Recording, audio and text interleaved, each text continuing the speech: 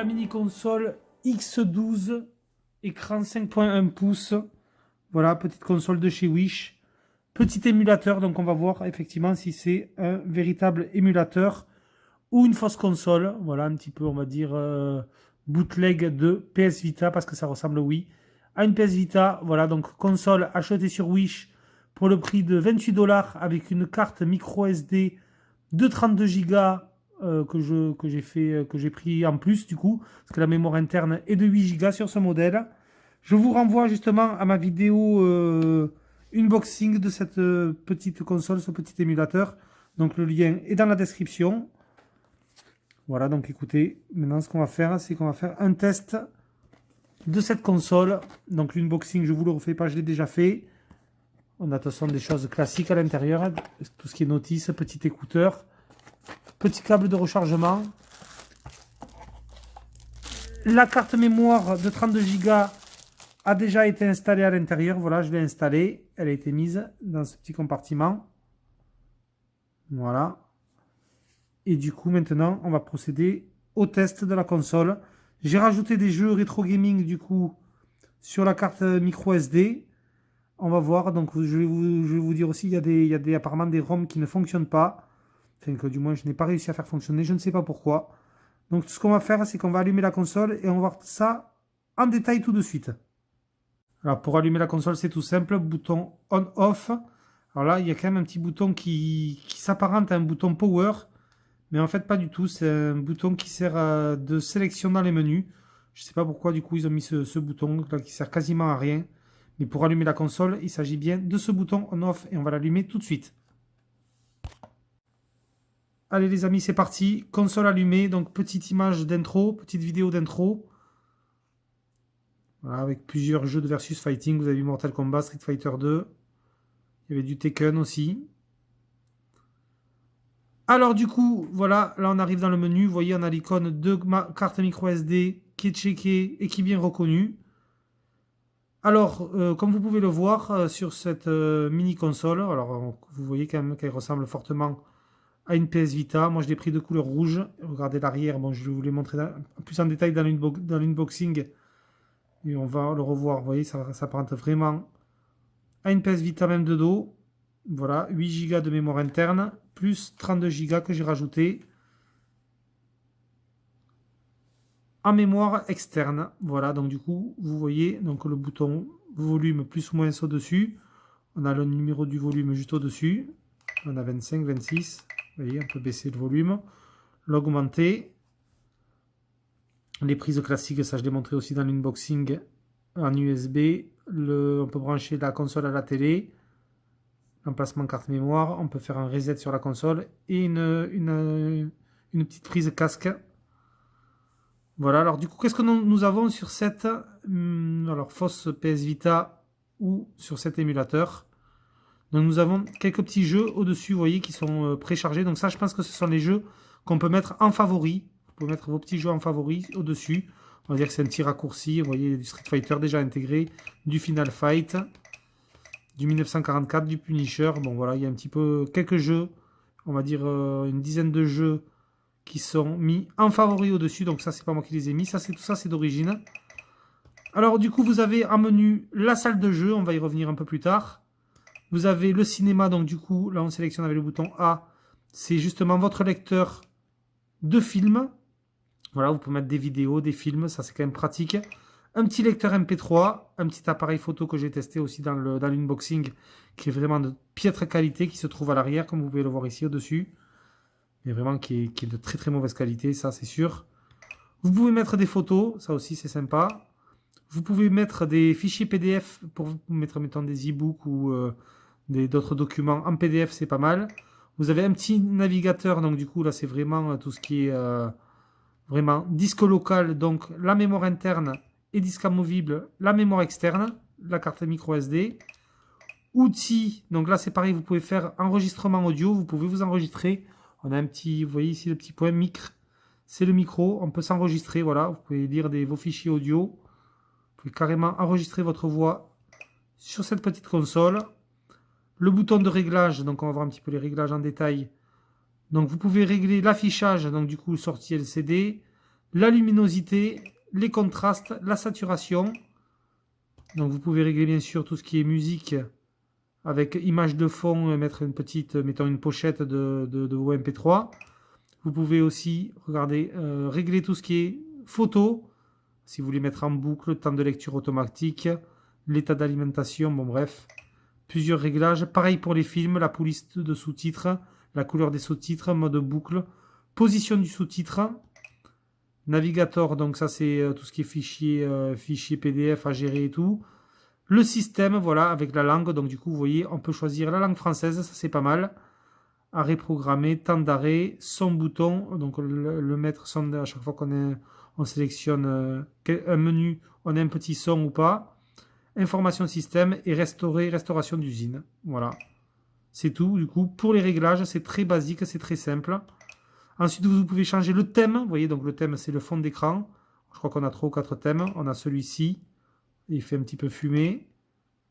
Voilà, un petit peu lumineux, avec des petites lumières comme ça.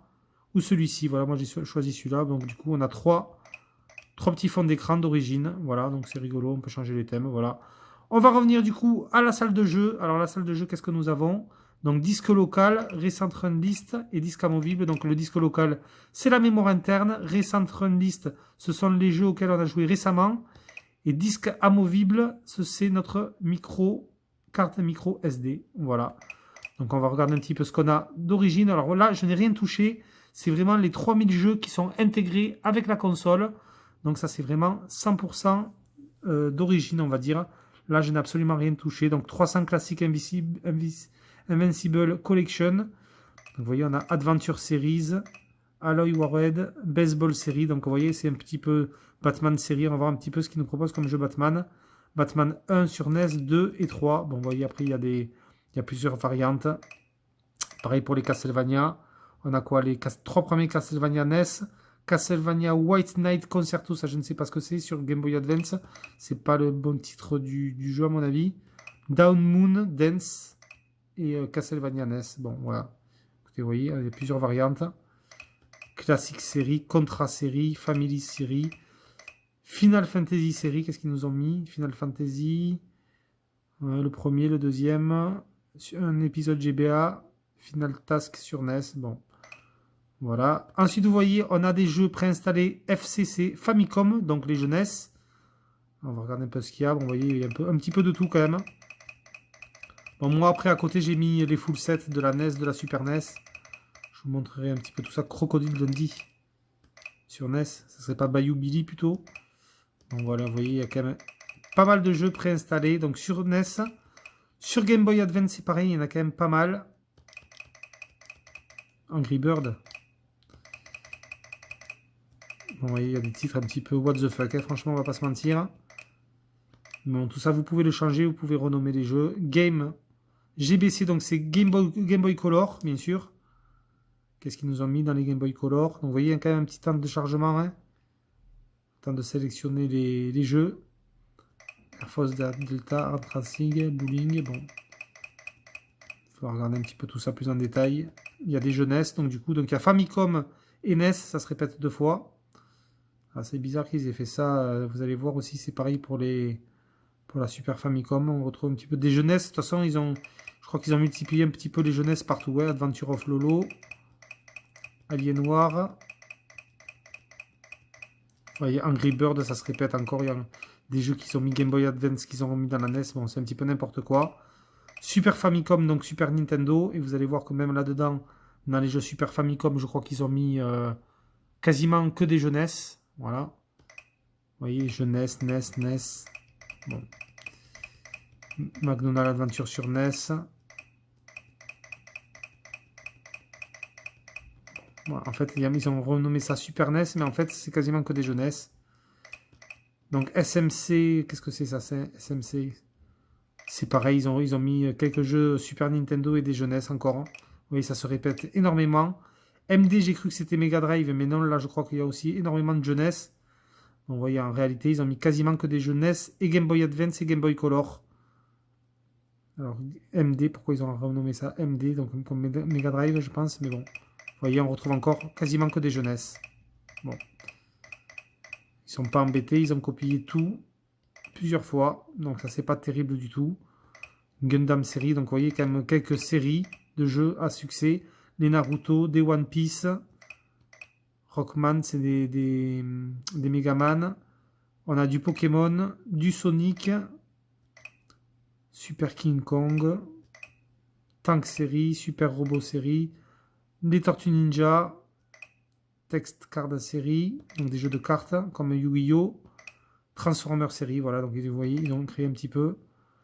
Quelques dossiers comme ça. Donc ça, c'est ce qui se trouve sur le disque local. Recent Run, donc ça, c'est les derniers jeux auxquels j'ai joué. Voilà. Et le disque amovible, donc là, c'est moi qui ai carrément créé les fichiers et qui a ajouté des ROM. Donc franchement, pour être honnête avec vous, les amis, j'ai essayé énormément. Donc j'ai fait un copier-coller un petit peu de ma carte micro SD de mon Raspberry Pi 3. Et écoutez, franchement, je suis un petit peu déçu sur cet émulateur. Tout ce qui est jeu MAME, Mega Drive, Master System, donc en l'occurrence Sega, tout ce qui est Sega, Master System, Mega Drive, même la Game Gear, mais écoutez, ça ne fonctionne pas. Je ne sais pas pourquoi. Donc du coup, j'ai rétéléchargé sur notre site différentes ROM, justement Master System, Mega Drive et Game Gear, et franchement, ça ne fonctionne pas. Voilà. Les seuls ROM que j'arrive à faire fonctionner, c'est les ROM Game Boy Color, Game Boy Advance, NES et Super NES. Voilà, même tout ce qui est Atari Lynx, Atari 2006, tout ça, j'ai pas réussi à le faire fonctionner. Je sais pas, ne me demandez pas pourquoi, j'en ai strictement aucune idée, mais ça ne fonctionne pas. C'est un petit peu dommage, franchement. Je suis un peu déçu. Bon, je referai peut-être une autre tentative avec d'autres ROM. Bon, je sais pas. En tout cas, là, tout ce qui est full set, GBA, GBC, NES et SNES, ça fonctionne parfaitement. Moi, je les ai pas tous testés, bien entendu. Il y en a énormément, mais là, j'ai mis les full sets. Vous voyez, là, c'est quand même un peu mieux rangé par ordre alphabétique. Bon, on va pas passer en revue le full set, hein, mais bon. J'ai mis absolument tous les jeux Game Boy Color, Game Boy Advance. Donc dans Game Boy Color, il y a aussi le full set des jeux Game Boy, de la première Game Boy. Il y a les deux. Il y a Game Boy Color et Game Boy. J'aurais peut-être dû faire deux dossiers, mais bon, comme c'était mélangé, bon, j'ai tout laissé ensemble. Le full set des jeux NES et le full set des jeux Super NES. Voilà, et ça fonctionne, franchement, parfaitement bien. Donc du coup, là, vous vous demandez, vous voulez voir un petit peu ce que ça donne in-game. On va tester ça tout de suite. Du coup, vous voyez, regardez là, j'ai même mis des jeux méga CD. Et donc ça, c'est des ROM qui n'ont pas fonctionné, donc je les ai supprimés. C'est les derniers jeux auxquels j'ai tenté de jouer.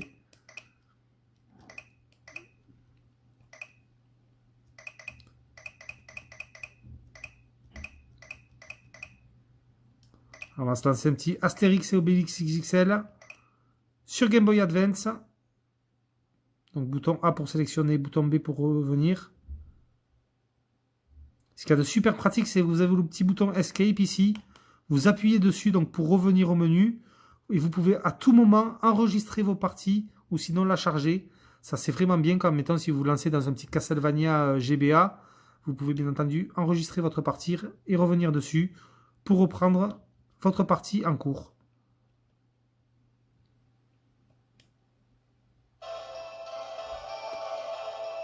Voilà, donc du coup, les jeux que j'ai pris, bien sûr, c'est des jeux multilangues. Comme ça, on a le français.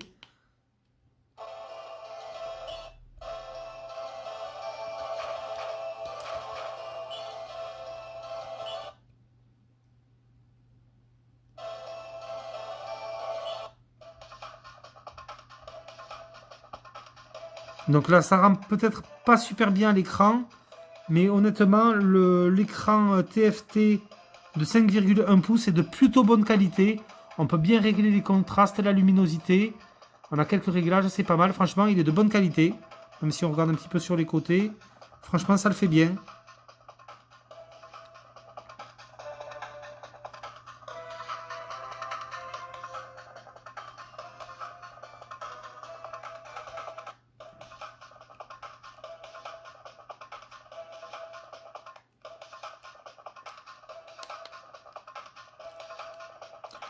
On va passer la petite intro, on ne peut pas passer en faisant start, non. Donc vous voyez, on a un bouton start et select aussi. Et bien sûr, des boutons de tranche sur le dessus. Ça, je l'avais montré un peu plus en détail dans l'unboxing de la console.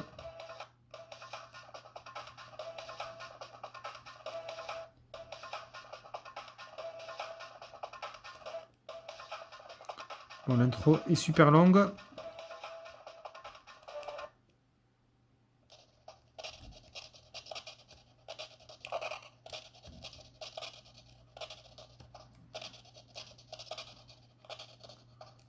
Vous voyez, le petit Astérix XXL fonctionne bien.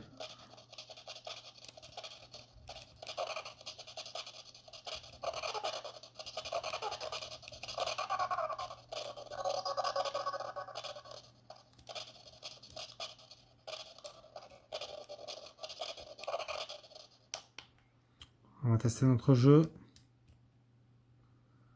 J'ai l'impression en fait que sur celui-là, on a des petits bugs de son. Banjo-Kazooie, Banjo-Pilote. Si on fait un petit Batman.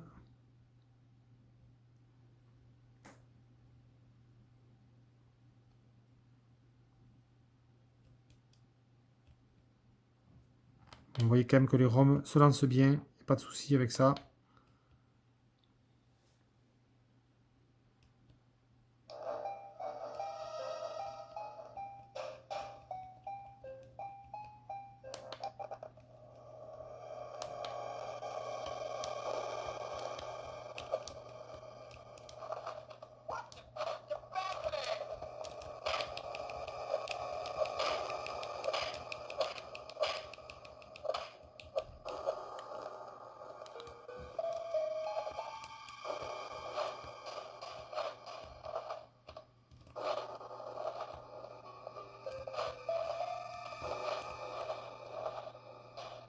Donc, franchement, les graphismes sont bien retranscrits, les ROM fonctionnent bien.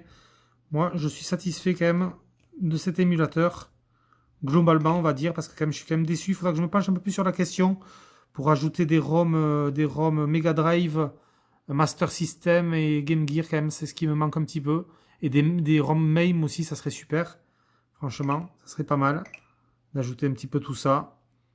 Mais bon, vous avez vu quand même que ça fonctionne bien. On va faire un petit jeu Game Boy. On va faire un petit jeu Game Boy, on va voir ce que ça nous donne. Hein. On va faire Aladdin sur Game Boy. Donc vraiment, c'est le premier Aladdin Game Boy. Hein.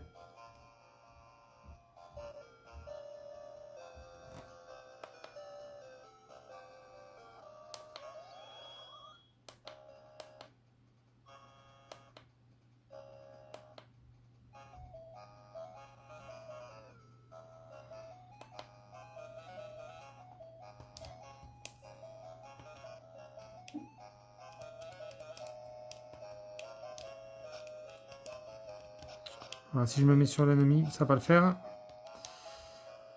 Oui, celui-là, c'est vrai qu'on utilise les pommes et pas le sabre.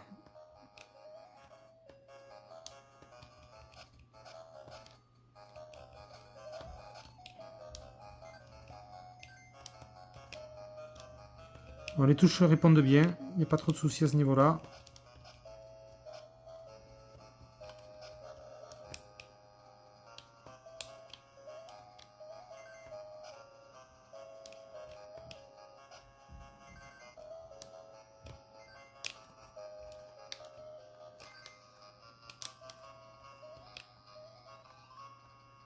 Alors bien sûr, vous pouvez jouer directement avec le stick analogique. Hein. Pour ce genre de jeu, quand même, je préfère la croix directionnelle. Les sticks sont un petit peu rigides. Les deux sticks là, analogiques. Donc vous voyez, même celui-là, il fonctionne quand pour rejeter des pommes. Sinon, ouais, c'est tout à fait jouable aussi au stick analogique, il n'y a aucun souci.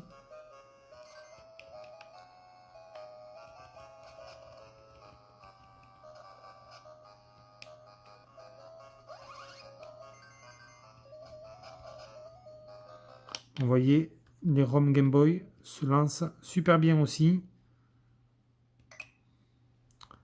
Donc ça c'est Game Boy. Sur NES, donc, écoutez, on va tester aussi le Aladdin sur NES. Hein. Je vais vous montrer. Qui fonctionne super bien aussi.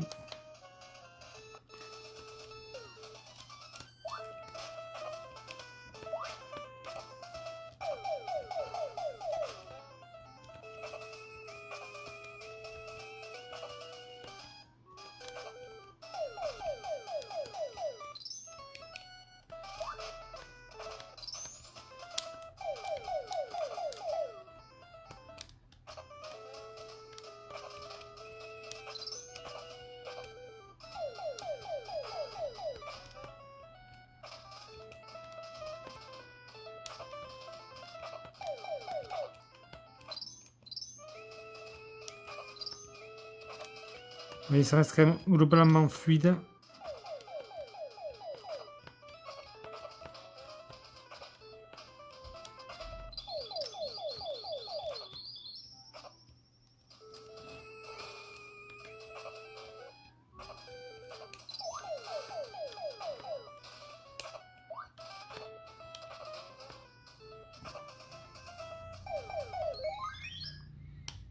Bon, voilà, le Aladdin sur NES. Maintenant, on va se faire le petit Aladdin sur Super NES. Comme ça, vous allez voir un petit peu comment on tourne un petit peu le Aladdin. Aladdin Super Nintendo. Non, franchement, c'est pas mal.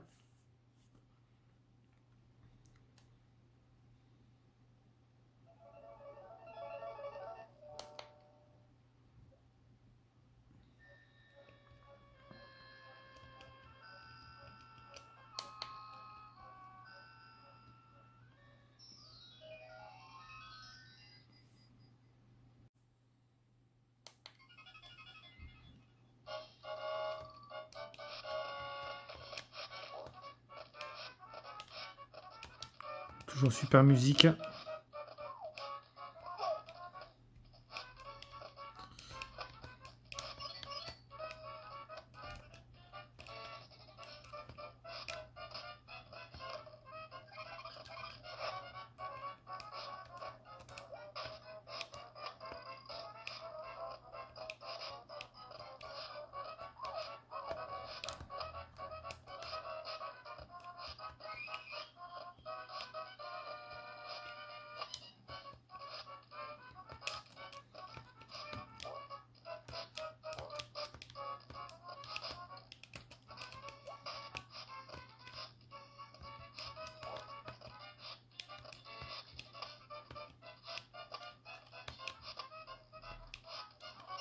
Ah zut, je me suis loupé là.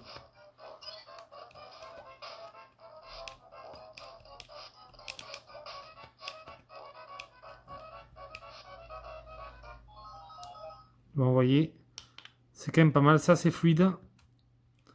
Non, franchement, les ROM, toutes les ROM tournent pas trop mal. Bon, je vous dis toutes, je n'ai pas pu toutes les tester, mais la plupart des ROM tournent bien, franchement. Écoutez, j'ai aussi quand même fait un petit test de batterie.